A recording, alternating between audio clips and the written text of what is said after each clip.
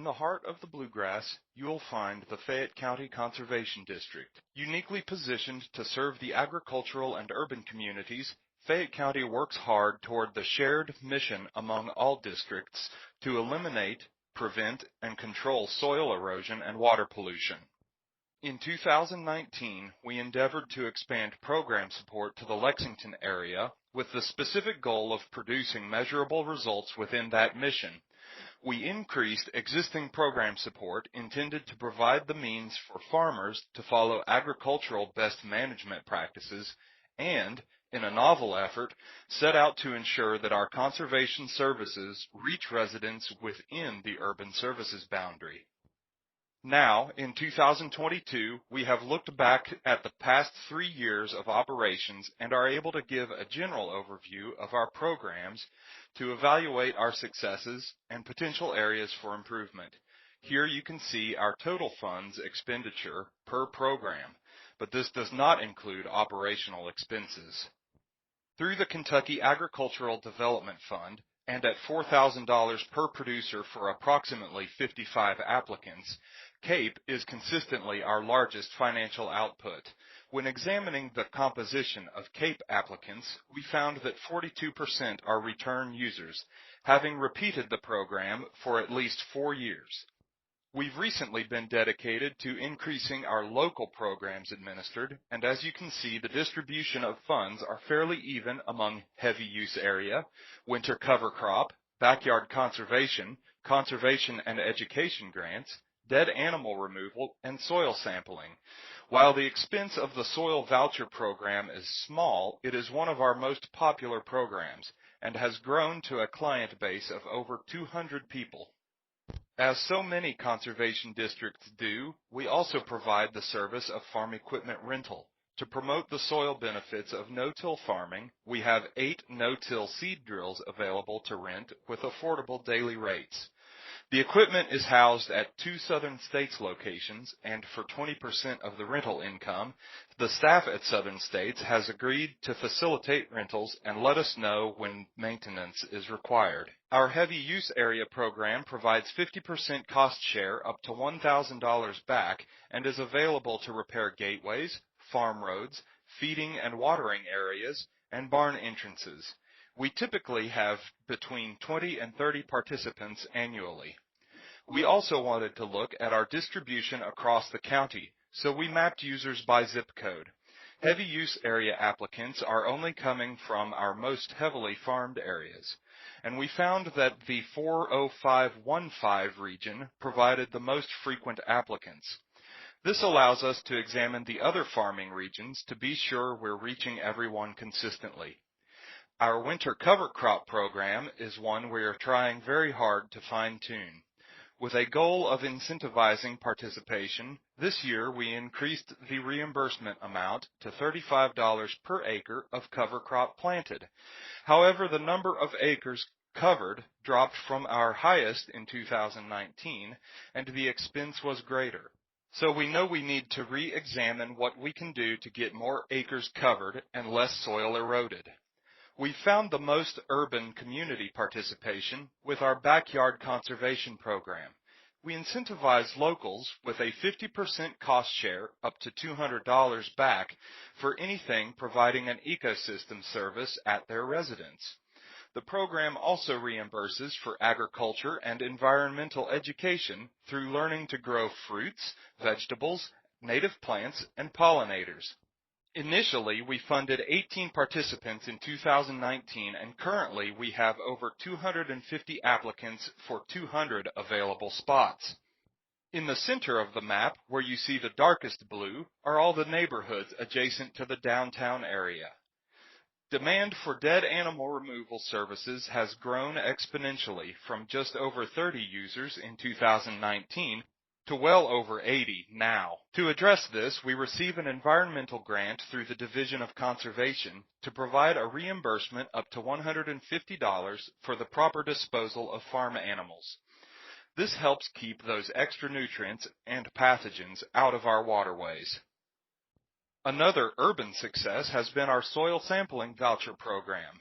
In partnership with the Fayette County Agricultural Extension Service, Residents can have up to 25 samples tested at a local soil lab, which allows them to apply nutrients more precisely if needed. We've been working hard to increase the visibility of our programs and have grown our soil voucher usage from 28 unique participants in 2019 to over 200 at the end of 2021. Part of this effort is to prevent over-nutrification by encouraging folks to test their soils before applying fertilizers. The distribution shows a clear concentration of usage within the urban community. Rural farmers are also utilizing this program and tend to take more samples than the average backyard gardener. So we've also looked at distribution weighted by sample size. With these results, we feel confident that we are also providing the means for our farmers to appropriately test where needed. We've also been trying to rebuild our conservation education support. With only 1.5 staff prioritizing local program support at a high level, we are not able to get into the classroom as often as we'd like. By making the most of our resources and striving for equitable access to our support for over 40,000 public school students in Fayette County, we have found success in providing that important coverage by funding the good work of others. We start by reaching kindergarten through middle school age students with the Jim Claypool Art and Writing Contest and move up through the age groups by sponsoring our award-winning Envirothon teams. Our seasonal scholarship program encourages high school and college students to pursue careers in agriculture and environmental science while promoting participation in conservation efforts and gaining perspective on environmental current events. Through our Conservation and Education Grant, we donate up to $2,000 to professional organizations who seek to implement an environmental or conservation improvement that's beneficial to Fayette County. This support is offered to schools, churches, and other public groups. On these graphs, you can see the growth in the past 3 years, and we see so much community impact through the Conservation and Education Grants. It's so important for us to reflect on where we've been so that we are able to see where we are succeeding and where we need to work harder. Here you can see program participation growth, and this wouldn't happen without our increased program outreach. Looking at our news, events, and outreach, we publish a newsletter 4 times per year, make frequent social media posts, hold events when we are able, and promote ourselves with contests and giveaways.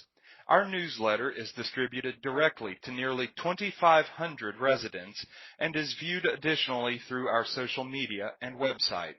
In 2021, we held an inaugural photo contest, from which we were also able to establish an inventory of local photos to use in promotional materials. We have a social media presence on Facebook, Instagram, and Twitter, but the analytics on Facebook allow us to measure engagement and gauge viewership. In 2019, our highest reach on a post was 329 viewers. Our highest reach at present is now 10,707. We post as frequently as we find something relevant to post, which usually averages about once per week. After a 2-year hiatus, we were able to bring back our annual tree giveaway in 2022, this time at a new location and with more seedlings to give than ever. In partnership with the Lexington Farmers Market, we gave away 2,400 native seedlings. We also acquired over 100 new newsletter subscribers. As we've increased program outreach and successes over the last 3 years, we are excited to continue expanding efforts to make a greater positive impact. None of it would be possible without our community support. Thank you to Fayette County and the work of our staff and dedicated board. We've learned there is a large demand for conservation knowledge in Fayette County, and our network has prioritized applying these learned practices, whether it be in spaces large or small. Thank you for letting us share a little bit about the Fayette County Conservation District. We'd like to close with a few messages from our community partners, dedicated farmers, and friends. Hi, I am at the Arboretum and we have 2 beautiful large butterfly habitats, and We every year put caterpillars in here, and then we raise them to be butterflies, and then we release them. And this is all thanks to the Fayette County Conservation District. Every day, kids get to look at these caterpillars or chrysalises and now butterflies. And we're going to release it with a bunch of kids and talk about the butterfly's life cycle and their role in the ecosystem. Oh no, that one's a sir too. It's got the black dots. Yeah, I knew. You did know. Do you see the black dots on its hind wings? Yes.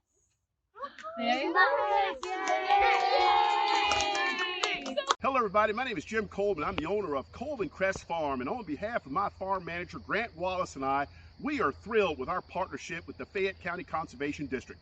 Just last year we received a $4,000 grant to help us offset the cost of our major investment here. We invested $45,000 in a brand new well and irrigation system that's providing fresh groundwater on a daily basis so that we can go to market with all natural products. On top of that, we laid down our plastic mulch as well as all of our fabric between the rows, which helps us to keep our costs low. Most of all, it helps us to be productive and efficient and profitable. So thank goodness for the Fayette County Conservation District. Heather, you're doing a great job. Hi, I'm Melanie Walton. My husband and I own Walton Equine in Lexington, Kentucky. We have been the very fortunate recipients of several CAPE grants through the Fayette County Conservation District.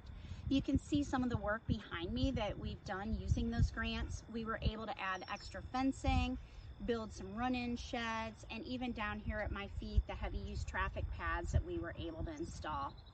What you don't see is a butterfly garden that we put in up front. That's been a great grant for us because now this property just is overwhelmed with birds, butterflies, bees. It's absolutely beautiful. We are so fortunate and thankful to have received these grants. We just would not have been able to build our business as quickly as we were without those grants. Hello, my name is Christine Smith. I'm the director of Seedleaf. We are a community gardening organization here in Lexington, Kentucky, with the mission of growing and sharing food and growing growers here in central Kentucky. We got funding from the Fayette County Conservation District in 2020 and again this year in 2022. The first time was for a high tunnel that we had built at our 2-acre community farm, and the second time was for a fruit and nut tree giveaway for our community to learn about the different native fruit trees that they could plant and enjoy. So I'm really grateful for FCCD and what they do for our county, just really in terms of education that they do around conservation practices, best conservation practices, as well as providing resources.